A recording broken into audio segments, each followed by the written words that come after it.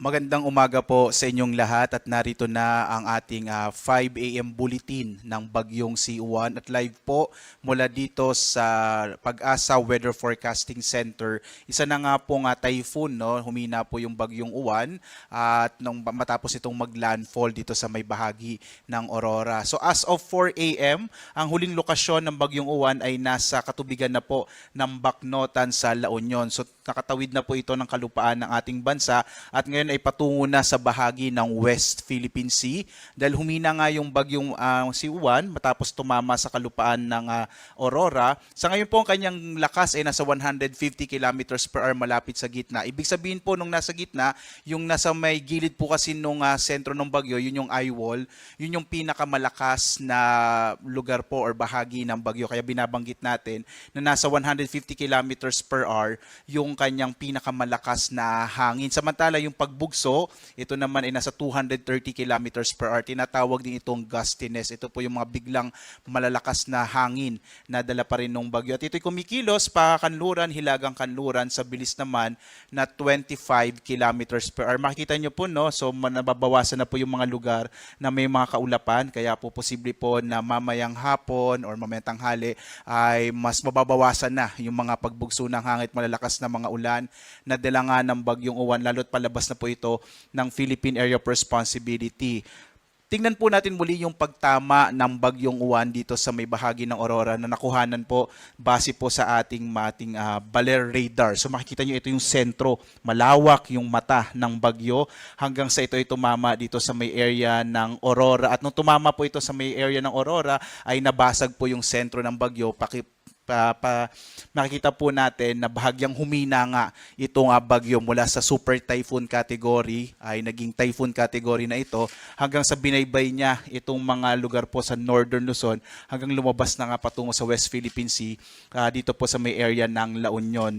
Tumama yung sentro ng bagyo, ito po yung una niyang landfall dito sa may area ng Dinalungan sa Aurora around 9:10 kagabi po at posible pong lumabas ito ng Philippine Area of Responsibility mamayang madaling araw or bukas ng madaling araw po ng Martes. So Martes ito maaring lumabas ng Philippine Area of Responsibility at posible pa rin, no? Makikita niyo po sa track natin, maaring pumasok ulit ito ng Philippine Area of Responsibility madaling araw ng Huwebes. Pero makikita niyo ang maapektuhan nito ay yung bahagi ng Taiwan. Kapag ito'y muling pumasok ng PAR, posible pong magkaroon ulit tayo ng epekto yung Bagyong Uwan. Pero most probably po dito na lang sa may bahagi ng extreme northern Luzon, yung area po ng Batanes, ang maaring maapektuhan pagpasok po muli ng bagyo. So muli po, no, inaasahan natin na mamayang hapon hanggang gabi ay unti-unting lalabas na po ng Philippine Area of Responsibility ang Bagyong Uwan at Huwebes muling maaring pumasok ito ng PAR. Bandang Friday po ay maaring lumabas ulit ito ng Philippine Area of Responsibility at maging isang low pressure area na lamang pagdating ng araw ng Sabado. Sa ngayon po, no, nakataas naman ang signal number 4 dito po sa may western portion ng Nueva Vizcaya, southern portion, southwestern portion ng Kalinga, western portion ng Mountain Province, southern portion ng Abra, western portion ng Ifugao, Benguet, central and southern portions ng Ilocos Sur, La Union, Pangasinan, hilagang bahagi ng Nueva Ecija, ng Tarlac at ng Zambales, mga northern part na po ito. Gayon din, signal number 3 naman sa southwestern portion ng mainland Cagayan, kanlurang bahagi ng Isabela, southern portion ng Apayao, nalalabing bahagi ng Kalinga, Ifugao, ng Abra, ng Mountain Province, ang buong lalawigan ng Quirino, southern portion ng Ilocos Norte, nalalabing bahagi ng Ilocos Sur, nalalabing bahagi ng Nueva Vizcaya, northern and central portion ng Aurora, western portion ng Bulacan, buong lalawigan ng Pampanga, nalalabing bahagi ng Tarlac, nalalabing bahagi ng Zambales, ang hilagang bahagi ng Bataan, ang nalalabing bahagi ng mainland Cagayan kasama yung Babuyan Islands ay nakataas naman po ang signal number 2. Signal number 2 din sa nalalabing bahagi ng Isabela, ng Apayao, ng Ilocos Norte, ng Aurora, ng nalalabing bahagi ng Bulacan, ng Bataan, ang Quezon kasama yung Polillo Islands at gayon din po dito sa Metro Manila, signal number 2 na lamang po yung nakataas na babala po na lakas ng hangin. Gayon din sa Rizal, Laguna, Cavite, Batangas, Marinduque, hilagang bahagi ng Oriental Mindoro, hilaga at gitnang bahagi ng Occidental Mindoro kasama itong Lubang Islands. Signal number 2 pa rin po sa Camarines Norte at northwestern portion ng Camarines Sur. Signal number 1 naman sa Batanes, hilagang bahagi ng Palawan kasama yung Cuyot, Cagayancillo Islands, nalalabing bahagi ng Camarines Sur, Catanduanes, Albay, Sorsogon, Masbate kasama yung Burias at Ticao Islands, Romblon, nalalabing bahagi ng Oriental Mindoro, na Occidental Mindoro, western and central portion ng Northern Samar, northwestern portion ng Samar, at gayon din po dito sa Panay Islands, Iloilo, Capiz, Aklan, Antique kasama yung Kaluya Island. Inaasahan po natin sa mga susunod na update natin within the day ay unti-unti na pong bababa yung mga nakataas na babala natin na tropical cyclone wind signal, lalo't papalayo na nga yung bagyo. Pero asahan pa rin natin, posible po ngayong umaga, may mga pagbugso pa rin ng hangin, posible pa rin yung mga biglang mga malalakas na mga pag-ulan, lalo na sa may kanlurang bahagi po ng Luzon. Samantala, ngayong araw, kahit po yung mga lugar na wala pong nakataas na tropical cyclone wind signal, posible pa rin magkaroon ng mga pagbugso ng hangin. Dulot pa rin po yan ng bagyong Uwan. Malaking bahagi pa rin po ng Palawan, Visayas at ilang bahagi ng Mindanao. Bukas, inaasahan nga natin na lalabas po ng Philippine Area of Responsibility ang bagyong Uwan. Pero posible pa rin, kahit po wala na pong nakataas sa tropical cyclone wind signal, malaking bahagi pa rin ng Luzon, ay maaaring magkaroon ng mga pagbugso ng hangin kasi meron pa rin pong trough or yung mga kaulapan na dala ng bagyo. Pagdating ng Wednesday, araw ng Miyerkules, ay posibleng may mga pagbugso rin ng hangin sa Batanes at Babuyan Islands. Dahil inaasahan nga natin, muling papasok ng Philippine Area of Responsibility ang bagyong Uwan madaling araw po ng Huwebes. Narito po yung ating inaasahang mga paglakas ng mga dadalhin po nitong ulan kahit po palabas na yung bagyo. Mapapansin po natin nabawasan na po yung mga malalakas na mga pag-ulan na mararanasan ngayong araw.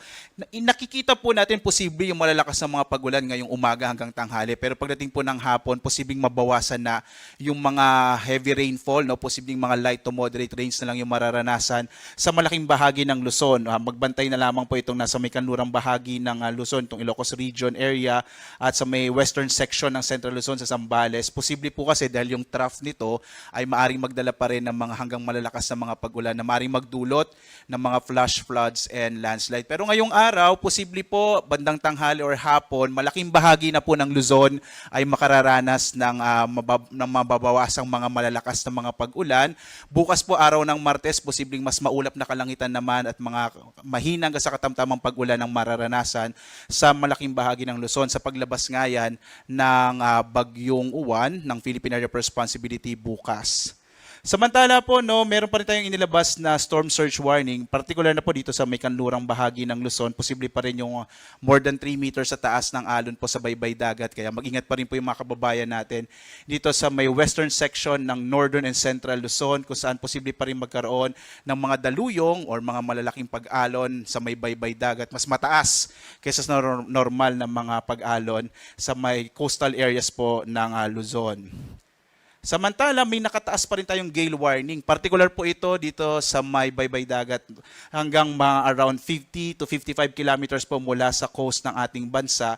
Inaasahan pa rin natin na magiging maalon yung gitna ng karagatan dahil nga po sa hanging dala ng bagyong Uwan. Particular na po ito yung area ng Batanes, kasama yung Cagayan at Babuyan Islands, Isabela, Ilocos Norte, Ilocos Sur, La Union, Pangasinan, Aurora, Zambales, Bataan, Metro Manila, particular na nga po sa may Manila Bay, delikado pa rin po maglayag dyan, Cavite, Batangas, Quezon, kasama yung Polillo Islands, Catanduanes, Camarines Sur, Camarines Norte, Occidental Mindoro, kasama yung Lubang Islands, Oriental Mindoro, Marinduque, Romblon, Palawan, kasama yung Calamian Islands at itong area ng Antique. So asahan pa rin po natin na maaring maalon yung karagatan. Kaya po sa mga maliit sa sakyang pandagat, iwasan po na pong pumalaot dito sa mga lugar na may nakataas po na gale warning sa ngayon. Samantala, magkakaroon po tayo ng 8 a.m. update mamaya po para sa ating bagyong si Uwan. At patuloy po rin namin kayo inaanyayahan na sundan pa rin tayo sa ating iba't ibang mga social media platforms, lalong-lalo na po dito sa panahon.gov.ph, kung saan makikita nyo po real-time lahat ng mga inilalabas na mga heavy rainfall warning, kasama din po yung mga rainfall information, flood advisories, thunderstorm advisory sa buong bansa. At muli po no, sa paglabas na po ng kalupaan ng Bagyong Uwan, asahan natin magsisimula na pong mabawasan yung mga malalakas na mga hangin at malalakas na ulan na dala ng bagyo, dahil inaasahan nga natin po no, mamayang gabi or bukas ng umaga ay nasa labas na po ng Philippine Area of Responsibility ang Bagyong Uwan. Gayunpaman, mag-ingat pa rin po kayo mga kababayan no, dahil po posible pa rin yung mga pagbugso ng hangin at mga kung minsan malakas na mga pag-ulan ngayong umaga sa malaking bahagi po, lalo na dito sa may western section ng Northern and Central Luzon.